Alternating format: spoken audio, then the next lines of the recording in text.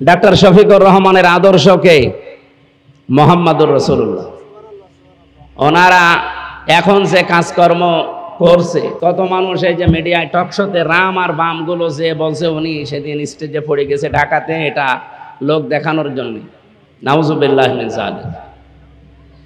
অনেকে বলছে উনি এখন এই যে 50 লাখ টাকা দিয়েছে এই বিমান দুর্ঘটনায় যারা আহত এবং নিহত তাদের পরিবারে, এটাও লোক দেখানো।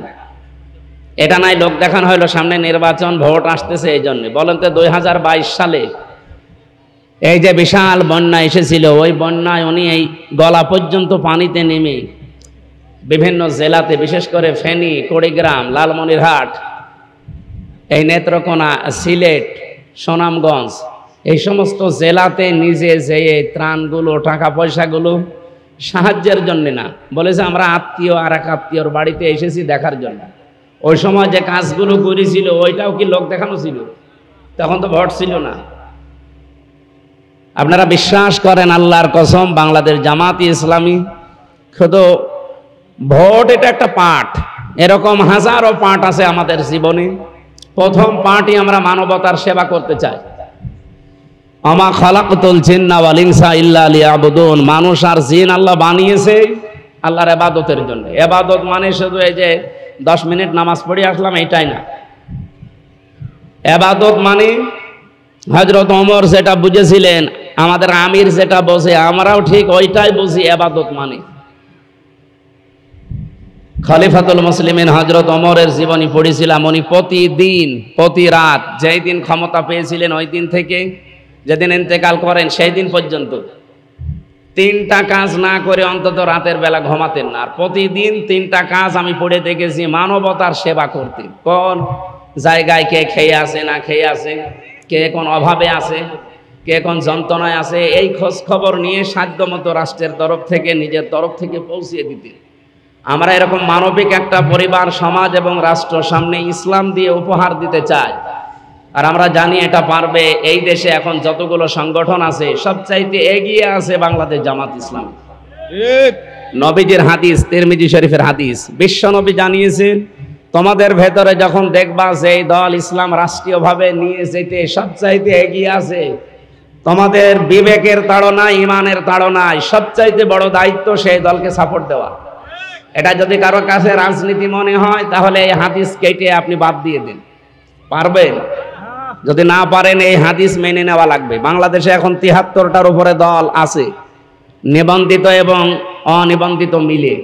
সবচাইতে এগিয়ে রাষ্ট্র চালাতে নির্ভেজাল ভাবে ইউনিয়ন থেকে শুরু করে সংসদ পর্যন্ত, এমনকি আন্তর্জাতিক মহল পর্যন্ত বাংলাদেশ জামাত ইসলামীর বিকল্প যদি কোনো দল এই দেশে থাকে আপনি তাকে ভোট দেবেন। কিন্তু আমরা এখন পাইনি এবং সামনে পাওয়ার মতো পজিশনও নেই। কারণ এই জায়গায় আসতে হলে আপনাকে অনেক কাঠ খড়ি পোড়াতে হয়। ছোটবেলা থেকে যেভাবে তৈরি করা লাগে বাংলাদেশে কোনো দলে এভাবে তৈরি করার নিয়ম আমি পাইনি। আপনি নামাজ পড়েন কয় ওয়াক্ত, জামাতে পড়েন না একা একা পড়েন, এটা আবার লিখে রাখা লাগবে। 1 মাস পরে যিনি দায়িত্বে আছে তার কাছে দেখানো লাগবে। যদি রিপোর্ট সমস্যা হয় ওটা আবার উপরে চলে যাবে। আমার মতো একজন আলেম, আমি কামেল পাস করেছি ফেকার উপরে, অনার্স মাস্টার্স করেছি কোরআনের উপরে। দেশ বিদেশে পরিস্থিতি আমার কম নেই, এরপরও জামাত ইসলামের রোকন হওয়ার জন্যে 6-7 মাস একাধারে যতগুলো পড়াশোনা বাইরে থেকে করে পরীক্ষা দিয়ে, আমার মনে হয় আমার মতো মানুষকেও তারা ফেরত দিত, কয়েকবার দিয়েছে। আমি এই পর্যায়ে আসতে যদি এত কাঠখড়ি, আমি তো নিজে টের পাচ্ছি পোড়ানো লাগে। যে মানুষগুলো এসেছে বা এ পর্যায়ে গেছে তারা কি পানির উপরে ভেসে এসেছে? কোনো দলে আমি এটা পাই না। এই জন্য তারা দুর্নীতি মুক্ত হতে পারে না।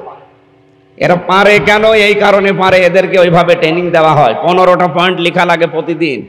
আমার মনে হয় বাংলাদেশে কোনো কিছু যদি না করি, আপনি শুধু এই 15টা পয়েন্ট 6 মাস পূরণ করেন, আপনি এমনি ভালো মানুষ হয়ে যাবেন।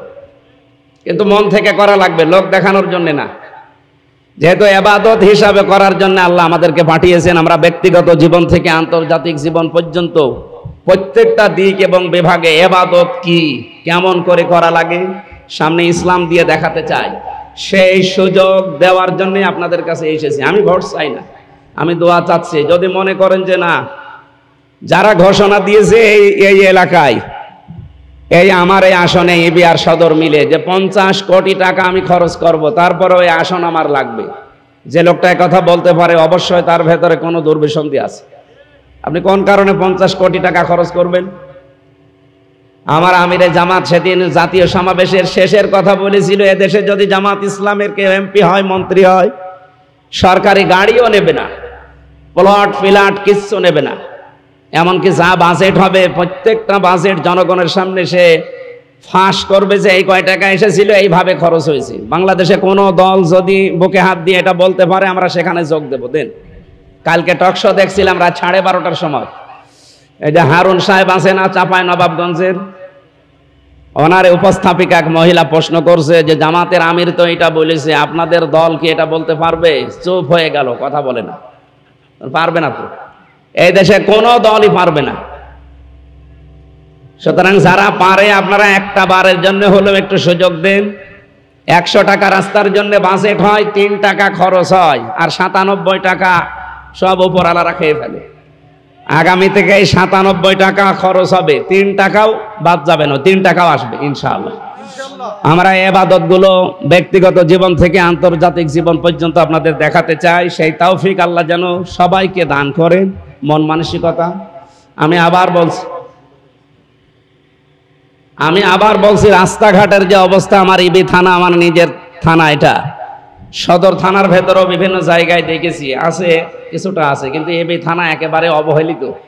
এ রাস্তাঘাট অন্তত 2 দিকে 1.5 হাত 3 হাত বৃদ্ধি করাই লাগবে।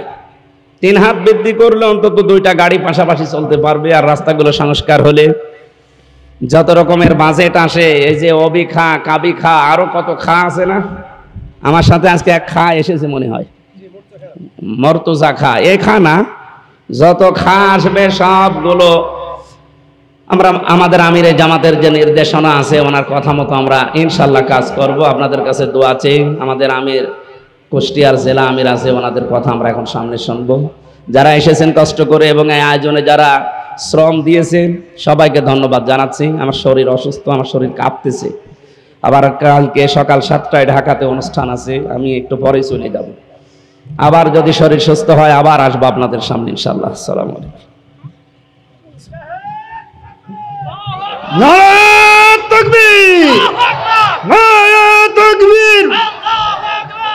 আলহামদুলিল্লাহ, আলহামদুলিল্লাহ। আমির হামজা, মুফতি আমির হামজা সাহেবকে ধন্যবাদ। আমাদের এই মঞ্চে বেশ কয়েকটা ইউনিয়নের আমির উপস্থিত। আমাদের সময়ের অভাবে আমরা তাদেরকে এখানে বক্তব্য দিতে পারিনি, এই জন্য আপনাদের কাছে ক্ষমা চাচ্ছি। এই পর্যায়ে আমাদের সামনে বক্তব্য নিয়ে আসবেন আমাদের কুষ্টিয়া জেলা আমির এবং শিক্ষা অনুরাগী অধ্যাপক মাওলানা আবুল হাশেম স্যার। আবুল হাশেম স্যারকে তার মূল্যবান বক্তব্য রাখার জন্য